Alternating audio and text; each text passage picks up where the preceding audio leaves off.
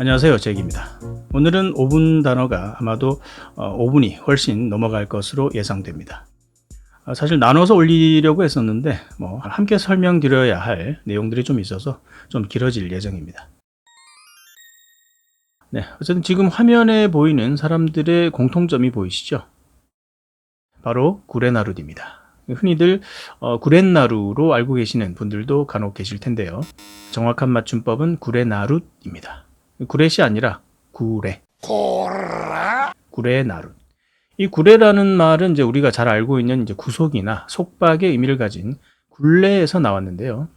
인생의 굴레, 이런 말 쓰잖아요. 어쨌든 이 굴레라는 것이 이 소나 말을 부리기 위해서 이제 머리 쪽에 얽어매는 줄을 의미한다고 합니다.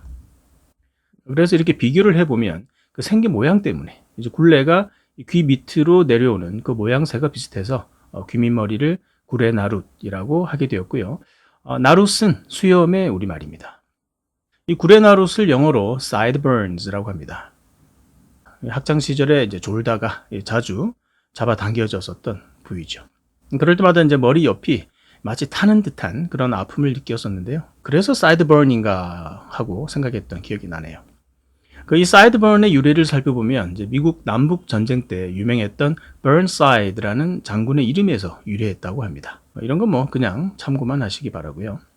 그래서 오늘은 이 사이드를 어원으로 하는 단어로 시작을 해볼까 하는데요. 일단 이 사이드는 옆이라는 거 다 잘 알고 계시죠? 그래서 사람의 옆구리도 사이드라고 하는데 S가 붙으면 이제 2개 이상을 의미하기 때문에 당연히 양쪽 옆구리가 되겠죠. 그래서 왼쪽, 오른쪽, 이쪽 편, 저쪽 편에서 어느 한쪽, 어떤 부분을 가리키는 말로도 사이드를 사용하게 됩니다. 어쨌든 이 사이드가 붙어 있는 단어들은 일단 옆이라는 의미가 들어있겠구나 하시면 되는데요. 아주 쉬운 예로 반찬들을 side dishes라고 하죠. 일단 메인 요리가 나오면 가운데에 놓이잖아요. 그래서 이제 옆으로 밀리는 요리들은 이제 side dishes가 되는 것입니다. dish는 요리, 접시의 뜻이죠. sidecar. 옛날에 이제 경찰 오토바이가 요란한 소리를 내면서 이제 여러 대 지나가면 이제 어른들이 사이카 지나간다라고 했던 기억이 납니다. 그 압도적인 엔진 소리가 너무 멋져서 열심히 뒤에서 세발 자전거로 따라갔던 기억이 납니다. 이 사이카가 바로 이제 사이드카인데 이름 그대로 옆에 붙은 차의 의미입니다. 그냥 오토바이가 아니라 이제 옆에 한 사람이 더 탈 수 있도록 별도의 차량을 부착한 그런 오토바이를 사이드카라고 하고요. 또 오토바이라는 말이 이제 사실 콩글리시라는 건 아시죠? 오토매틱에 바이시클을 붙이면 자동으로 가는 자전거란 의미가 되는데 여기서 이제 칼질을 좀 이상하게 하는 바람에 오토바이가 된 것입니다. 당연히 이제 일본식 영어의 잔재입니다. 리모컨, 에어컨 이런 단어에서 이미 비슷한 전력이 다 드러난 바가 있죠. 오토바이의 정확한 영어식 표현은 그 모터사이클이라고 하는데요. 간단히 바이크라고 하셔도 됩니다. 부작용이라는 말이 영어로 side effect입니다. 옆에 나란히 일어나는 작용이라는 뜻이죠. 그것이 이제 약효와 관련된 것이라면 의도했던 작용이 아니기 때문에 부정적인 의미를 가진 부작용이라는 뜻이 되겠습니다. 예를 들어 5분 단어를 열심히 보았는데 영어는 늘지 않고 아재 개그만 늘더라. 이런 것도 일종의 side effect라고 할 수 있죠. 오늘은 사이드 이펙트가 없는 그런 클린 영상을 위해서 노력해 보겠습니다. 다만 의식의 흐름에 몸을 맡긴 터라 저도 어디로 튈지 모르기 때문에 정답은 좀 힘듭니다. sideway, sidewalk. 따로 설명을 드리지 않아도 감이 잡히시죠? sideways. 차도가 가운데 있으니까 옆길은 당연히 인도가 되고요. 그리고 sidewalk. 옆에서 걷는 길이면 또 당연히 인도가 되겠죠. 차는 차도로, 사람은 인도로 가야죠. 인도에 가야 또 볼 것도 많고. 그렇죠. 사이드킥. 혹시 사이드킥이라고 들어보셨나요? 이제 사전에서 찾아보면 조수, 들러리, 한패, 친구 등등 이제 이렇게 해석이 되어 있는데요. 여러분들 만약에 소매치기가 많은 도시에 가서 돈이나 작은 손지갑 같은 이런 것을 가지고 다녀야만 한다면 대부분 이제 바지의 앞주머니에 아마 넣고 다니실 거라고 생각이 됩니다. 왜냐하면 아무래도 그곳이 그나마 안전하다고 믿을 수 있는 곳이기 때문일 겁니다. 근데 이제 양쪽에 달려 있으니까 사이드 킥스라고 합니다. 아무튼 이렇게 안심이 되는 양옆의 호주머니처럼, 사이드킥처럼 믿을 수 있는 사람을 사이드킥이라고 합니다. 예를 들자면 이제 배트맨의 로빈이나 아이언맨에서 옆에 같이 날아다니던 돈치들이 역할을 했었는데 한번 이런 사람들을 사이드킥이라고 할 수가 있겠습니다. 물론 글자 그대로 사이드킥이기 때문에 옆차기도 됩니다. 2단 옆차기는 더블 사이드킥이라고 합니다. sidelong, 옆으로 긴, 이 단어는 형용사인데요. 지금 보시는 그림이 내 눈에 들어오는 광경이라고 생각을 한번 해보죠. 한쪽으로 눈이 좀 돌아가죠. 고개 돌려서 대놓고 보긴 뭐하지만 슬쩍 곁눈질로 보게 됩니다. 이것을 sidelong이라고 합니다. 시선이 옆으로 길게 쭉 가잖아요. sidelong, 곁눈질의. side eye도 마찬가지로 곁눈질이라는 명사이고요. 눈이 옆으로 돌아가 있으니까 째려본다라는 그런 약간 부정적인 의미도 됩니다. 째려봄, side eye. 우리는 웃기는 농담을 들었을 때 배꼽이 빠진다 그러잖아요. 근데 영어식으로는 옆구리가 갈라진다라고 합니다. 그래서 정말 웃길 때 side에 split을 붙여서 side splitting이라고 합니다. 그래서 그런 농담들을 side splitter, side splitter이라고 합니다. side track. 자, 하나씩 살펴볼까요? side는 옆, track은 이제 길이라는 뜻이니까 옆길로 빠지는 것. 탈선의 의미가 되고요. 주제에서 벗어나서 이제 말이 옆길로 빠지도록 하는 것에도 사용할 수가 있습니다. 이땐 타동사라는 거 좀 주의하시고요. 예를 들면 이제 옆길로 빠지는 게 아니라 빠지도록 만든다는 그런 타동사가 되겠습니다. 자, 예문 보시면 I always try not to get sidetracked. 자, 나는 주제에서 벗어나지 않기 위해 항상 노력한다. 자, 이런 말이죠. sidestep. sidestep은 이제 옆으로 한 스텝이니까 한 발짝 비켜서다. 자, 회피하다의 뜻이 됩니다.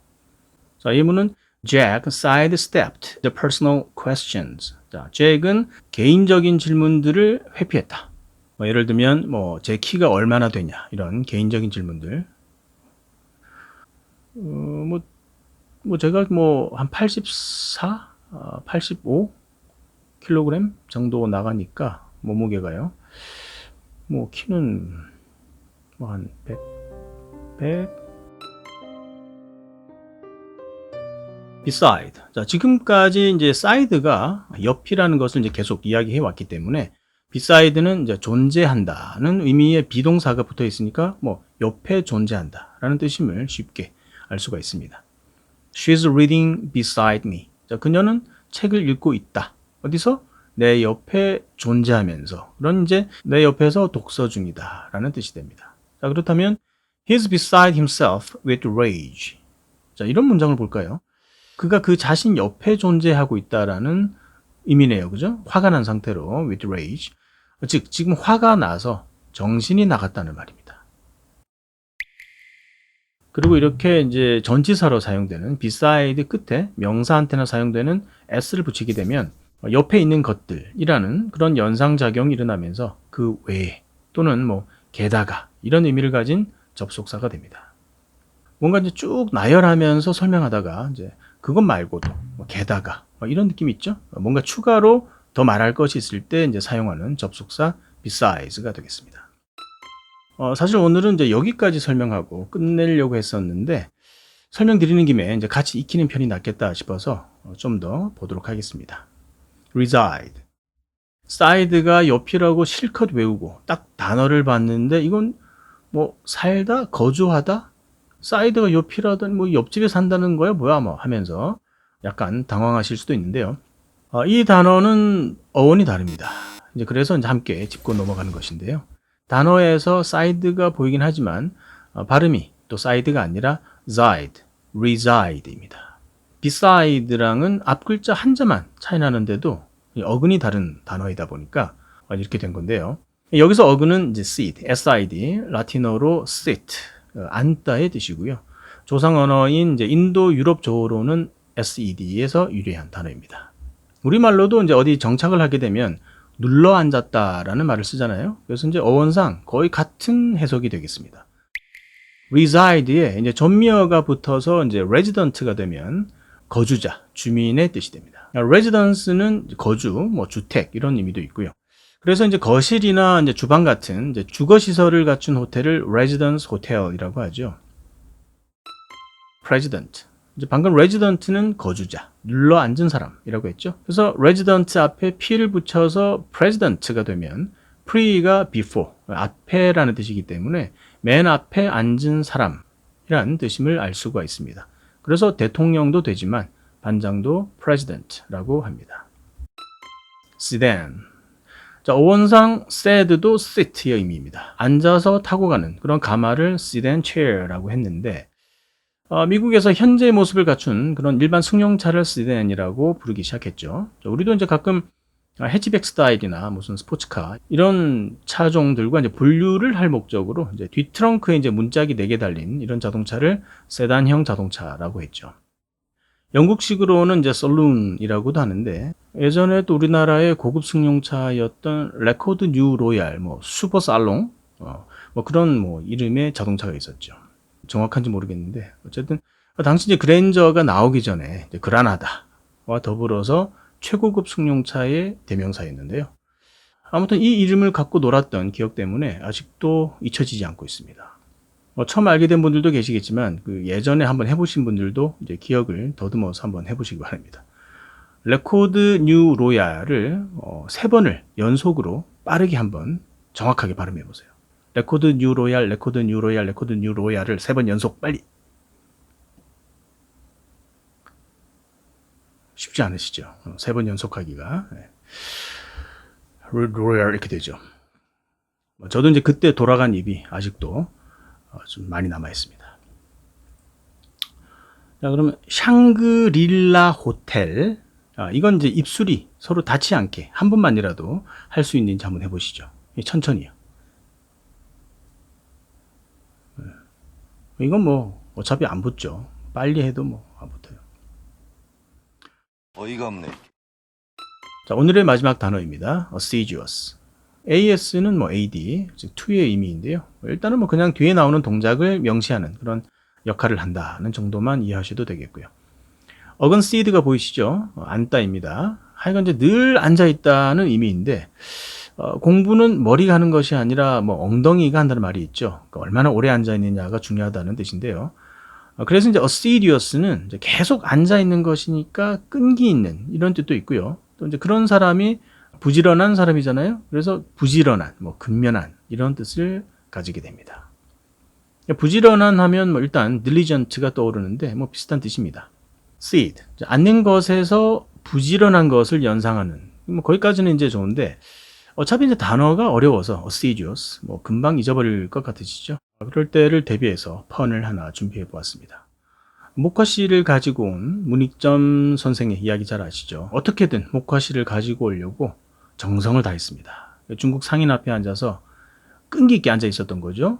부지런히 이제 기회를 엿보고 있는데 바닥에 목화씨가 보이는 거예요. 그래서 그것을 슬쩍 주우면서 이렇게 말합니다. 씨 주웠어. 씨 주웠어. 끈기 있게 앉아 있다가 부지런히 씨를 주었다는 문익점. 씨 주웠어. 이렇게 연상하시면 되지 않을까.